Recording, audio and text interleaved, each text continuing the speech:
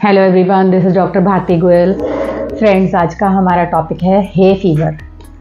हे fever एक fever नहीं कहेंगे इसे हम। Hay fever is about allergy, जो कि आजकल के मौसम में जब हम सर्दी से गर्मी में जा रहे हैं, गर्मी से सर्दी में जाते हैं, और दूसरा आजकल के मौसम में जैसे कि कनक की कटाई चल रही है तो हवा में पोलन्स ज़्यादा हैं, तो पोलन्स की एलर्जी भी इसी के अंडर आती है। डस्ट की एलर्जी भी इसी के अंडर आती है।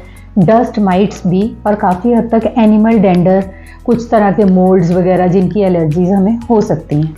ये एलर्जीज़ फ्रेंड्स हमारे इनहेरिटेड भी हो सकती हैं कि हमारे पेरेंट्स को हैं तो फिर हमें भी होंगी, मतलब जेनेटिक्स में जाती हैं। कुछ हद तक ये जेनेटिक्स वाले बच्चे जो हैं वो प्रोन होते हैं, जिनकी फैमिली में टेंडेंसी है एलर्जी की, उनके बच्चे जल्दी एलर्जी के पेशेंट्स बन जाएंगे। लेकिन ऐसा नहीं है कि अगर वो एलर्जी उनको पेरेंट्स की तरफ से आई है तो उनको रखनी ही पड़ेगी, वो ट्रीट नहीं हो सकती। It can be treated. इसके अलावा जो सर्कमस्टेंशियल हो सकता है कि जैसे आप किसी ऐसे वर्क एनवायरनमेंट में हो जहाँ डस्ट बहुत ज़्यादा है, तो उस केस में भी आप जो है एलर्जी कैच कर सकते हो, आपको इन चीज़ों से एलर्जी हो सकती है। इसके अलावा और एनवायरमेंटल फैक्टर्स कि आपको बड़ी जल्दी चेंज ऑफ टेम्परेचर में जाना पड़ता है। कभी आप एकदम से हॉट एनवायरनमेंट में हो, एकदम से आपको ठंडे एनवायरनमेंट में आना पड़ता है, जैसे कि हम कोल्ड स्टोरेज में काम करने वाले लोगों को लेकर चलेंगे। तो ऐसे बहुत सी चीज़ें हैं जो हमें प्रोन कर देती हैं एलर्जी के लिए। तो फ्रेंड्स, इस एलर्जी के सिम्टम्स क्या हैं? जनरली हमें स्नीजिंग की प्रॉब्लम आएगी। स्नीजिंग के साथ साथ वाटरी डिस्चार्ज फ्रॉम नोज़, उसके साथ साथ आंखों में इचिंग होना, आंखों से भी पानी आना, आंखों का रेडनेस होना, कानों में इचिंग होना, गले के पोस्टीरियर पार्ट में जाके इचिंग होना, कानों के साथ साथ हमारे को गले में रेशा ड्रॉप होना, जैसे गले में हम कहेंगे पोस्ट नेजल ड्रिप कहते हैं हम, तो गले में हर टाइम रेशा की प्रॉब्लम रहती है। ये सारे हमारे प्रेजेंटेशंस रहेंगे एलर्जी के या हे फीवर के। तो इन चीज़ों से फ्रेंड्स बचने के लिए हम क्या कर सकते हैं?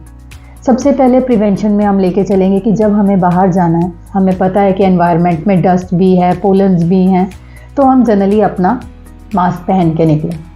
इसके अलावा इस तरह के एनवायरनमेंट्स में जाना अवॉइड करें। उसके बाद गर्म पानी और स्टीम, प्लेन वाटर की स्टीम विदाउट एनी मेडिसिन, ये दोनों चीज़ें लोकल इफ़ेक्ट्स ऐसे हैं जो कि दिन भर की आपकी प्रॉब्लम्स के बाद अगर आप रात को आके स्टीम ले लेते हो तो काफ़ी हद तक आपकी एलर्जी को आप कंट्रोल कर सकते हो। Next come medicine part.